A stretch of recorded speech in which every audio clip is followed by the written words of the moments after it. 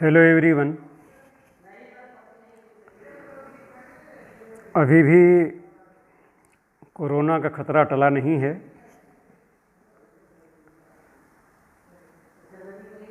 भारत और पूरे विश्व में कोरोना पॉजिटिव केसेस की संख्या बढ़ती ही जा रही है, तो पूरी सावधानी बरतिए। And once again, stay home and stay safe.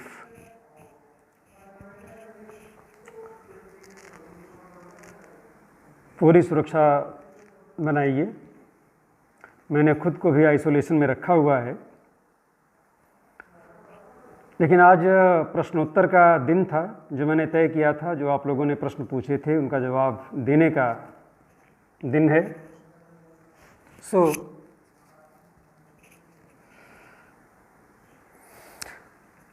आपने दो शब्दों के बीच में अंतर पूछा था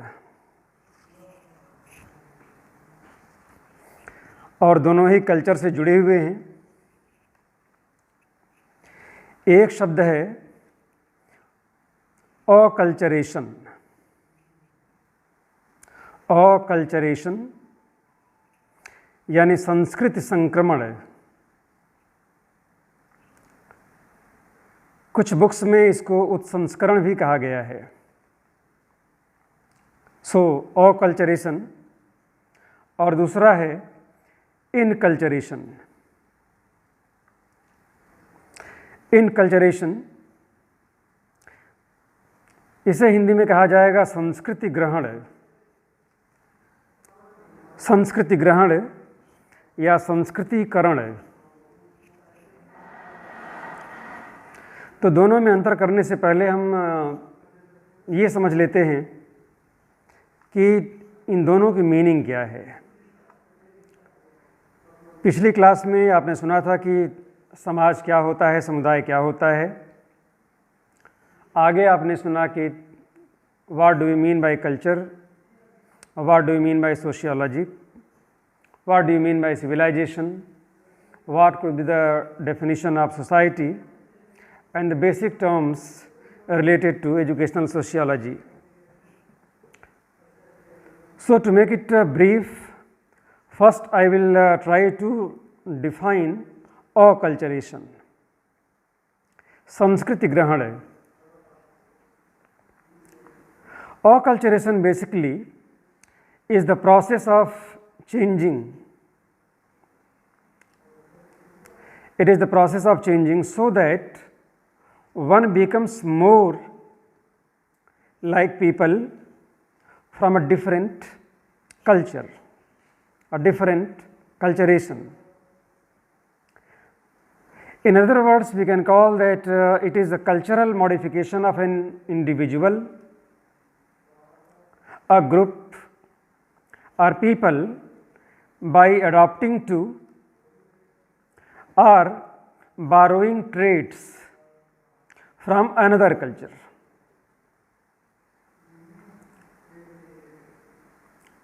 Like the acculturation of immigrants to American life, it is merging of cultural aspects as a result of prolonged contact. दूसरे शब्दों में, भारत से, अफ्रीका से या किसी अन्य देश से कुछ लोग अमेरिका जाते हैं और वहाँ की संस्कृति के संपर्क में अगर आते हैं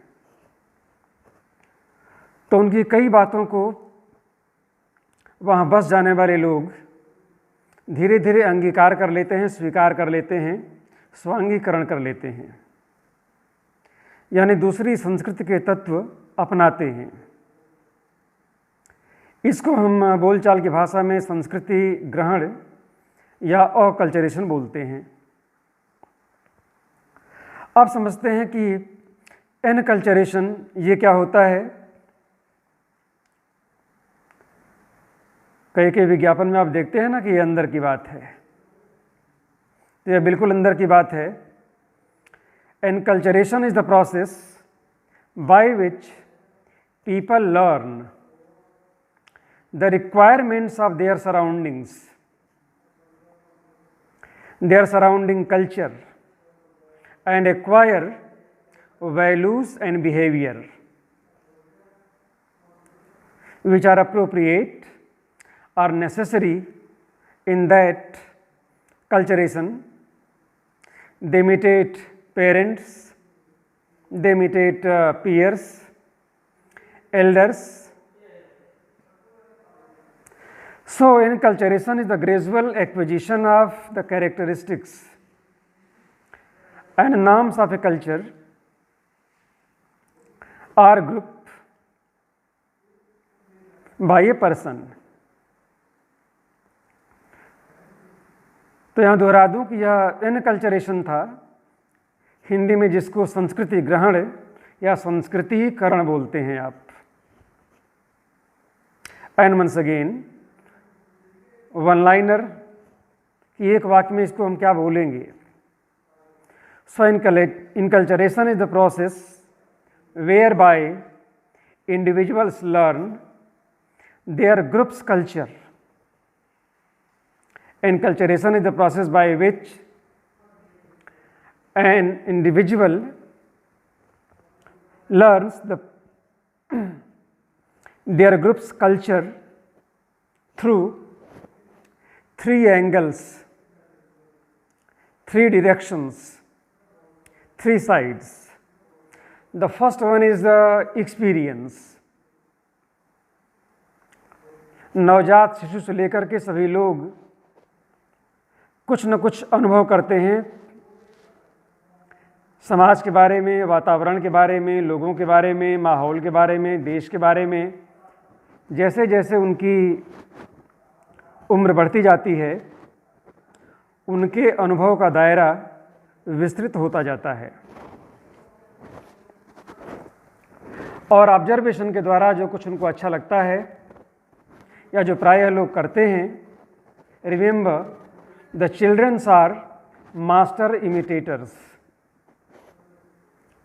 अनुकरण करने की एक मूल प्रवृत्ति होती है बच्चों में, चाहे वह स्कूल जाते हों, विद्यालय जाते हों या ना जाते हों. और प्रश्न तो उनके पास इतने होते हैं कि अगर उनके पूरे प्रश्नों को सुना जाए तो उत्तर देते देते थकान आ जाती है, लेकिन उनके सवाल समाप्त नहीं होते हैं. तो एनकल्चरेशन पहला नाम लिया कि यह ऑब्जर्वेशन दूसरा है. पहला मैंने आपसे बोला था कि एक्सपीरियंस, दूसरा है ऑब्जर्वेशन, अनुभव के द्वारा और निरीक्षण के द्वारा. बस कैसे आती है, ट्रेन का टिकट कैसे खरीदते हैं, कॉलेज जाते हैं तो एक कॉलेज का यूनिफॉर्म पहनना क्यों ज़रूरी होता है, बड़ों को नमस्ते क्यों करते हैं, मंदिर में, गुरुद्वारे में या बाकी धार्मिक स्थलों पर मत्था क्यों टेकते हैं, पूजा क्यों करते हैं, स्नान क्यों करते हैं. तो दूसरों को यानी बड़ों को ऑब्जर्व करते करते बच्चा बहुत कुछ अपने आसपास की संस्कृति को सीख लेता है और अपने व्यक्तित्व में समाहित कर लेता है. They observe and they make it a part of their personality और इस तरह से उनमें संस्कृति का और कल्चर का विकास होता है. So we had talked about the impression of the experience, observation, and the last is the instruction. बच्चों को हम लोग बताते रहते हैं कि यह काम करना है या नहीं करना है, यह अच्छी बात है या अच्छी बात नहीं है. भारत की संस्कृति के बारे में या जो जिस स्थान पर रहता है वहाँ पर कोई न कोई एक संस्कृति होती है. बच्चों को लोग उनके जो एल्डर्स हैं, उनके पेरेंट्स हैं, पास पड़ोस के लोग हैं, निर्देश मिलता रहता है कि यह काम करना है, यह काम ठीक है, और यह काम नहीं करना है क्योंकि लोग इसको ठीक नहीं मानते या ऐसा काम किया जाना मना है। कभी कभी इसमें हम लोग बीच में ईश्वर को भी ले आते हैं कि अगर आपने ऐसा काम किया तो ईश्वर, देवी देवता या गॉड ये नाराज़ हो जाएंगे, या दूसरे शब्दों में कह देते हैं कि अगर ऐसा करते हैं तो उससे पुण्य मिलता है, और अगर ऐसा अगर करते हो, झूठ बोलते हो या कुछ और इस तरह के कार्य करते हो तो इससे पाप लगता है। तो हालांकि बच्चे डर जाते हैं लेकिन सीखते भी हैं। सो अभी तक जो बातें मैं कर रहा था इनकल्चरेशन के बारे में, कि अपनी ही संस्कृति के तत्वों को अपने व्यक्तित्व में समाहित करना और सीख जाना, यह इनकल्चरेशन है। हिंदी में संस्कृति ग्रहण या संस्कृतिकरण है। और जो पहले वाली बात आई थी अकल्चरेशन की, यानी संस्कृति संक्रमण की या उत्संस्करण की, जिसमें हम अपनी संस्कृति में दूसरों की संस्कृतियां जाने अनजाने या विवशता से स्वीकार कर लेते हैं। एक उदाहरण देता हूं कि भारत के लोग धोती और कुर्ता पहनते हैं, साड़ी पहनते हैं। अधिकांश लोग अभी भी इस परंपरा को पालन करते हैं, खासतौर से ग्रामीण इलाके में। लेकिन अगर किसी की जॉब लग जाती है ब्रिटेन में, अमेरिका में या कहीं पर और जहाँ पर कि पैंट शर्ट टाई वगैरह ज़रूरी है, और कुछ नए मान्यताएं हैं और कुछ नैतिकता के नए मापदंड हैं जो उसके मूल जगह पर वो मापदंड नहीं थे, तो जब वह अपनी प्रवास वाली जगह पे दूसरी संस्कृति के, विजातीय संस्कृति के तत्वों को जब वो समाहित करता है तो इसे हम कहते हैं acculturation. So this was acculturation या संस्कृति संक्रमण, और एनकल्चरेशन या संस्कृतिकरण। दोबारा दूसरा सवाल लेते हैं कि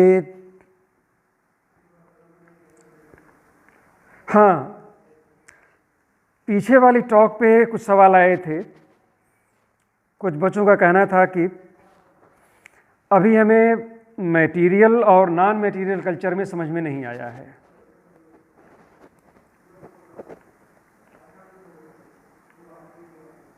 और आपके पास ये अधिकार है कि आप एक नहीं 25 बार पूछें, हिंदी में पूछें, इंग्लिश में पूछें, पंजाबी में पूछें। You are welcome, and I will try my best to reply, and not only reply, to satisfy you. आप लोगों ने ऑगबर्न का नाम सुना होगा। सोशियोलॉजी के बुक में जिस तरह से ऑगस्ट कॉम्ट, जिसको लोग ऑगस्टे काम्टे बोलते हैं, ये लोग सोशियोलॉजी के फाउंडर्स रहे हैं। कॉम्ट हों या डेविस हों, मैक्स वेबर हों। उसी तरह से एक नाम आपने पढ़ा होगा ख़ास तौर से सोशल चेंज में, और वह नाम है एफ ऑगबर्न और WF ऑगबर्न। WF ऑगबर्न यानी कि William fielding Ogburn. I repeat, दोहरा देता हूं इसको, विलियम फील्डिंग ऑगबर्न। किसी बुक में फ्रेडरिक लिखा हुआ है, वो सही नहीं है। It is William fielding Ogburn, OGBURN। तो उन्होंने कल्चर के बारे में बहुत कुछ लिखा है, और उनका एक लेख बड़ा चर्चित हुआ था। और जहाँ तक मुझे याद है, अगर याद है तो सही याद होगा, यह 1 जनवरी को पब्लिश हुआ था 1947 में। और उसका टाइटल था द टेक्नोलॉजी ऑफ सोसाइटी,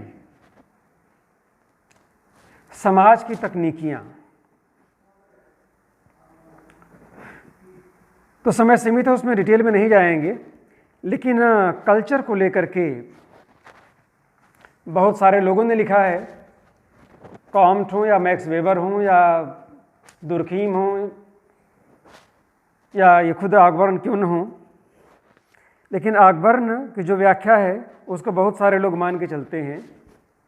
पिछले वीडियो में, पिछले लेक्चर में मैंने आपको बताया था कि what is material culture and what is non material culture. ध्यान देकर सुनिए, बड़ा ही आसान है, दाहिने बाएं कहीं झांकने की और बहुत किताब में परेशान होने की आवश्यकता नहीं है। हम लोग जीवन में कुछ न कुछ वस्तुओं का उपयोग करते हैं।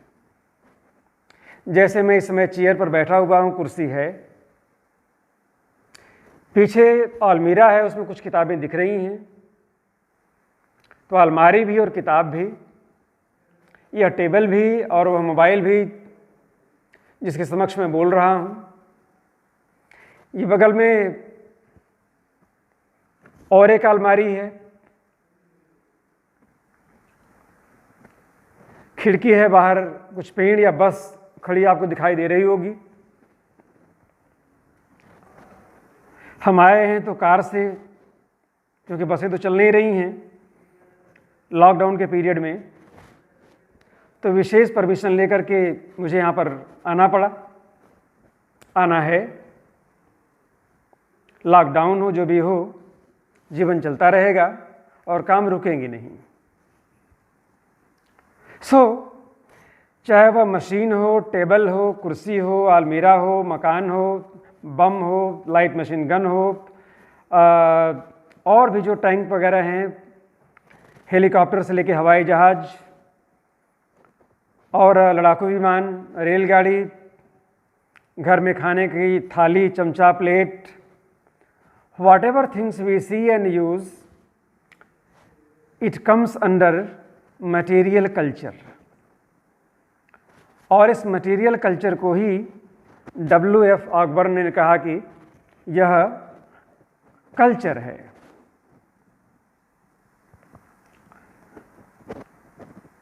या अगर उनको मैं कोट करूं तो दो लाइन में ऐसे कहूंगा, remember it. First one is, let me think for a while. वैसे भी कक्षाओं में आप लोग लंबे पास तक जो गंभीरता बनाए रखते हैं वह गंभीरता बनाए रखेंगे,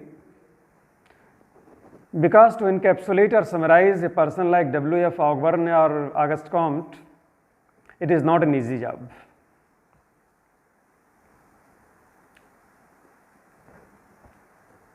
The belief system, the rituals, our custom and tradition, these make non-material culture। हमारा विश्वास, हमारी परंपराएं और हमारा धर्म, हमारी नैतिकता के मानदंड, ये सब आएंगे अभौतिक संस्कृति में या नॉन मटेरियल कल्चर में, और ऑकबर्न ने इसी को कल्चर कहा है। अगर पीछे में कुछ और बोल गया हूं तो उसको आप लोग सुधार लेंगे। और जिन वस्तुओं का उपयोग हम करते हैं, चारपाई का, गैस और सिलेंडर का, मकान और स्कूल का, बस और गाड़ी का, ट्रेन और प्लेन का, पेन और पेंसिल का, कपड़े, whatever we can see and we use, it is material culture। Whatever is made of matter is material culture, and the wiring or the software that we have in our mind I mean the belief system. It is non-material culture or simply culture या संस्कृति है। तो संस्कृति हमारे विश्वास है, हमारी परंपराएं हैं, हमारा धर्म है, नैतिकता के हमारे मानदंड हैं।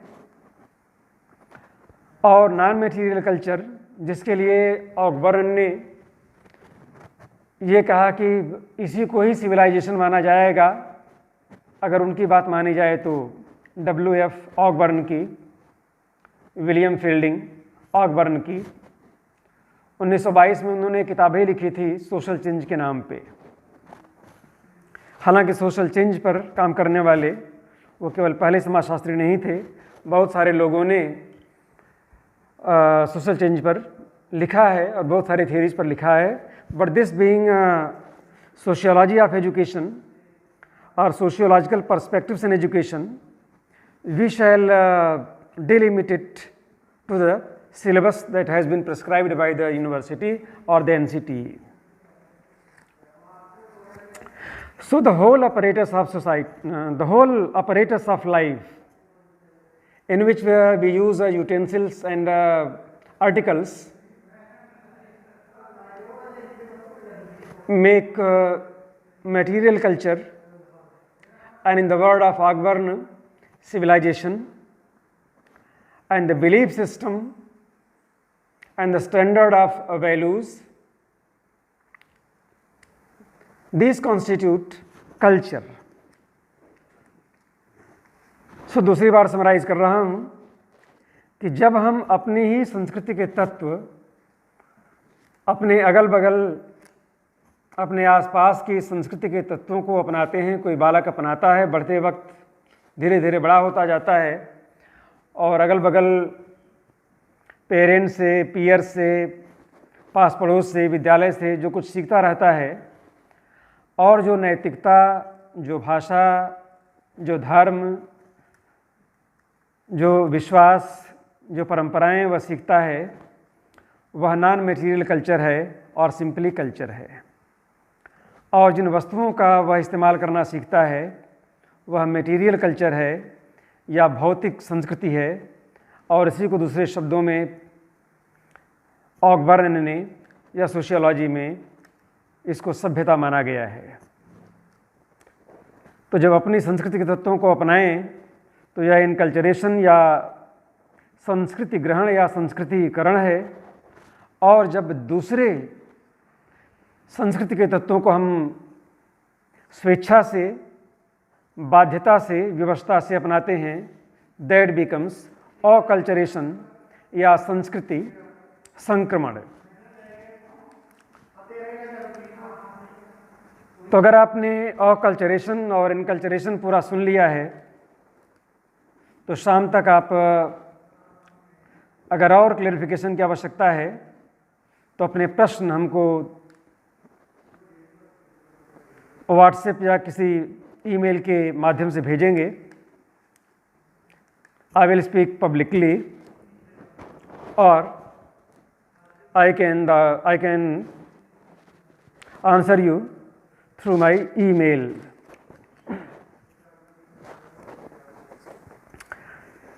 और कुछ सवाल देखते हैं। हाँ, एक बहुत रोचक सवाल आया है।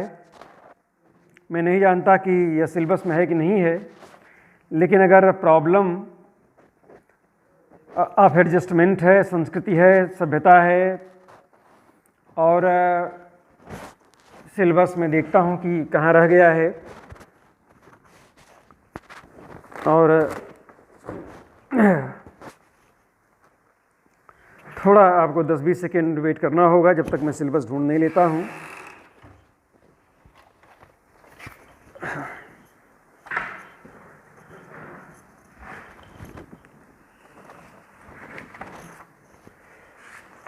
जब तक मैं पन्ने पलट रहा हूँ तब तक आप लोग जो कुछ मैंने अभी भी बोला है उसको कोशिश करेंगे कि समझते रहें।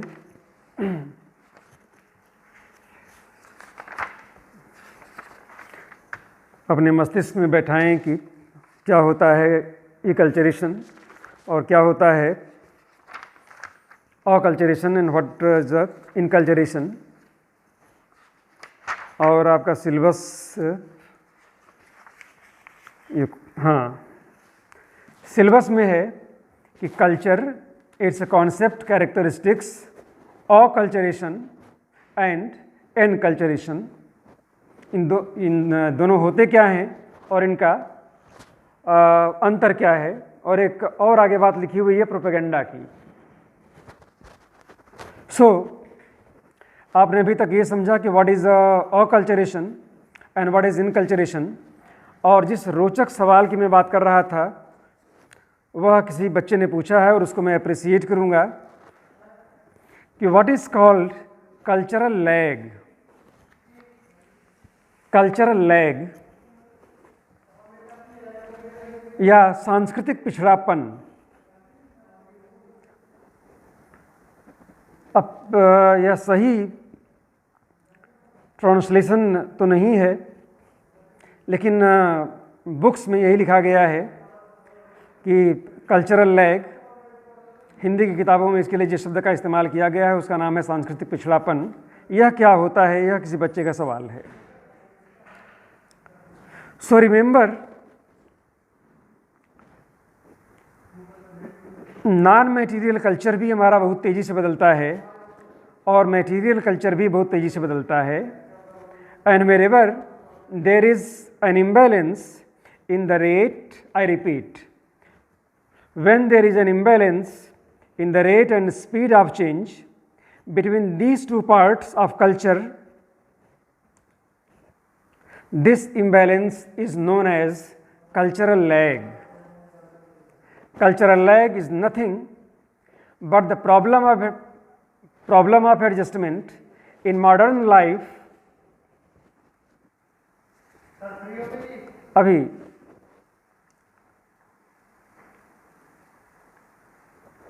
it is chiefly one of the enabling the non-material aspects of culture to catch up with material culture.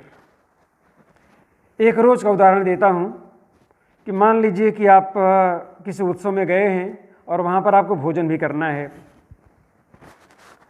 और घर से आपका संस्कृतिकरण हुआ है कि जहाँ कहीं जाते हैं वहाँ अच्छी तरीके से हाथ और मुंह धोते हैं, शूज़, स्लीपर्स या जूते जो कुछ आप पहने हैं उनको उतारते हैं और आसन पर पालथी मार करके बैठ करके खाते हैं। लेकिन आप कहीं पर गए और पता चला कि वहाँ पर ऐसा कोई सिस्टम नहीं है। वहाँ पर प्लेट में, मेज पर सारी प्लेटें रख दी गई हैं, हाथ धोने की कोई ख़ास व्यवस्था नहीं है और कोई परोसने वाला नहीं है, जूता निकालने की, उतारने की, चप्पल निकालने की, पाँव धोने की कोई विशेष सुविधा नहीं है। और आप देख रहे हैं कि लोग जा रहे हैं और देख रहे हैं कि प्लेट में सारे लोग खाना भर भर के खा रहे हैं और उसके बाद निकल जा रहे हैं। अब जाहिर सी बात है कि आप मेहमान हैं तो आप भी वही करेंगे, लेकिन मन में यह चलता रहेगा कि मैंने हाथ नहीं धोया, जूता पहने हुए हूँ, लोगों के साथ भोजन कर रहा हूँ। तो जो मटेरियल कल्चर है वह तो बदल गया है।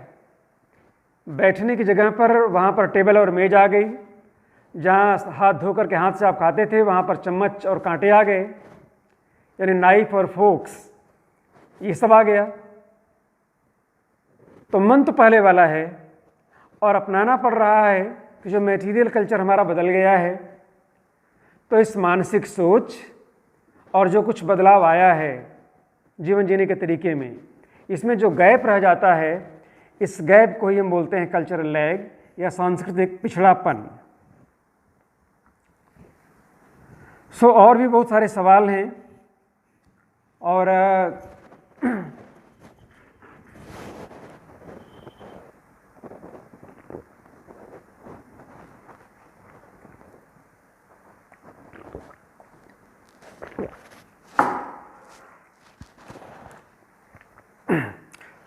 गर्मी का दिन है, प्यास लगती है। एक छोटा सवाल है कि which one is the bigger term, social change और cultural change. So definitely the cultural change is a broader term और एक छोटा सवाल और है कि क्या हर सोशल चेंज कल्चरल चेंज होता है, या हर कल्चरल चेंज सोशल चेंज होता है? केवल 2 लाइन बोल देता हूँ, उतना पर्याप्त है, लेकिन अगली वीडियो में मैं इसके बारे में विस्तार से बोलूँगा अगर समय मिलेगा तो।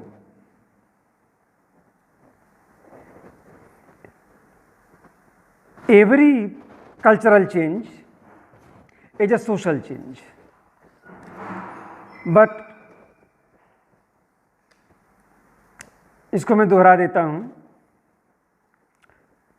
एवरी सोशल चेंज, इसको आप लोग सुधार लेंगे, every social change is a cultural change.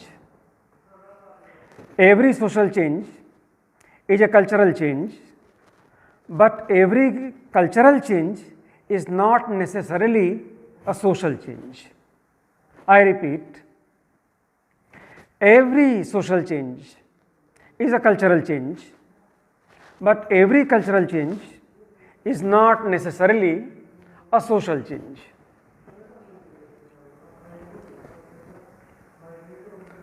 हम सामाजिक बदलाव तभी मानेंगे जब मानवीय अंतरक्रिया और मानवीय संगठन में, ह्यूमन इंटरैक्शन में, सोशल स्ट्रक्चर में, इसमें जब कोई बदलाव आएगा तभी हम इसको सोशल चेंज कहेंगे। लेकिन अगर चित्रकारी में कोई बदलाव आ गया, कविता लिखने की शैली में कोई बदलाव आ गया, तो यह कल्चरल चेंज या सांस्कृतिक बदलाव तो है, लेकिन यह सामाजिक बदलाव नहीं है। लेकिन इसी की जगह पर अगर राजनीतिक परिवर्तन होता है, जैसे कि 1917 में रशिया में हुआ था, राजशाही समाप्त हो गई थी और कम्युनिस्ट रेजिम आ गई थी व्लादिमीर इलीच लेनिन के नेतृत्व में, तो रातों रात, विद इन मंथ और ईयर, वहाँ का पूरा सोशल सिस्टम ही बदल गया। नए मानवीय संगठन बन गए, नया प्रशासनिक ढांचा बन गया। So that was a social change as well as it was a cultural change. So every cultural change and every social change, you will be very careful whether it is a social change or it is a cultural change. But I repeat, you can take it as sure that every social change is a cultural change, but every cultural change is not a social change. Social change happens when there is a change in social structure or social organizations, interactions.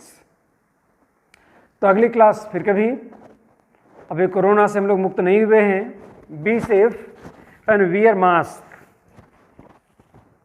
Stay home and stay safe. Thank you very much.